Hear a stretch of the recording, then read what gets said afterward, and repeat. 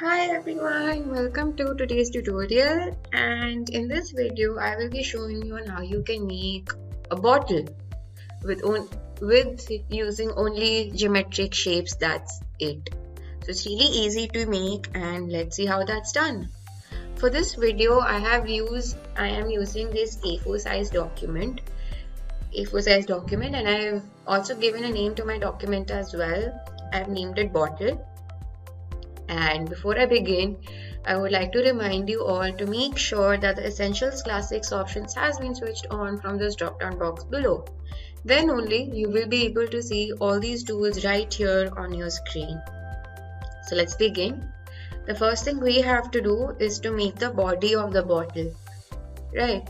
So I'll be using this rectangle. Tool right here. And I will remove the fill as of now by clicking on this none option and let the stroke be the way it is.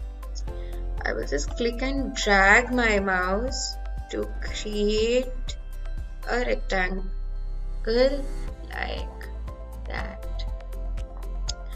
And now I want to just round the edges on these two anchor points right here. So to do that, I'll first select this anchor point, click on Shift and select this other anchor point as well. So notice once we selected the anchor points, it turns into blue. Right. So we'll take one of these circles right here and just round them up a little like that. Actually, no, that's a little too much rounded. We'll just round them off a little like that. Similarly, on these two anchor points, let's just round them up a little like that. See, because usually bottles, they do not have any sharp edges. They are mainly rounded, especially from the top and the bottom. Right. So now, let's also create some design on this bottle. So let's create polka dots. To do that, we'll select this ellipse tool. I will click and drag my mouse to make a circle like that and just place them randomly onto my bottle like that by making several copies. To do that, to make several copies, make sure that your circle has been highlighted. Click on Alt and select and just drag. Oops.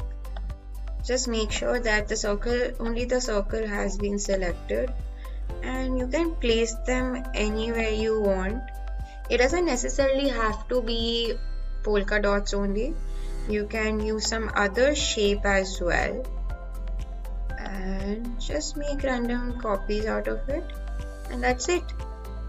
So like the ones that they're overlapping with the bottle shape, that's okay, we can also remove them later, but let's just quickly fill it in with colors.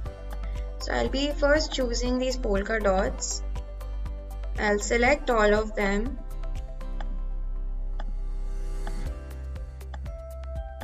one by one like that, and let's choose a bright color. Let's choose yellow, and for this bottle I will be giving it a darker shade. I'll choose this dark blue.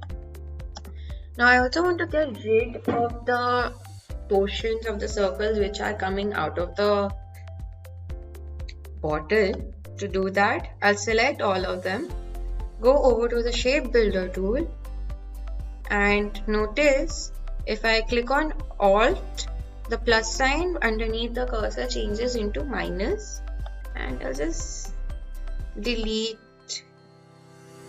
the portions that I don't require, and like that. So once this is done, we can select this again, and I will remove the stroke. I don't need the outline anymore. So if I click on this drop down menu, and again just click on this none option. Now if you notice that there is no black outline anymore. So now the only thing that is left to do is to make a small cap. To do that again, we'll go back to the rectangle tool, make sure there is no fill, and come back to the original black outline for now. I'll zoom in so that I get a better view and just make one square like that. I'll extend this a little and probably make this a little bit more wider, like that. And I will also round off the edges from this anchor point. Click on Shift and select the other anchor point and just round them off like that. So for this shape that we just created, the cap, I will be giving it a really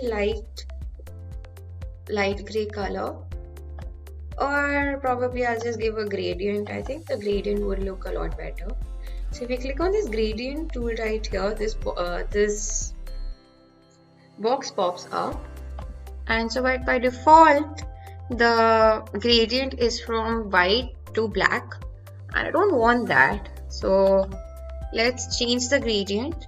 I'll add a really light gray instead of white, and double click on the black and choose a darker shade of gray, probably even more, like that.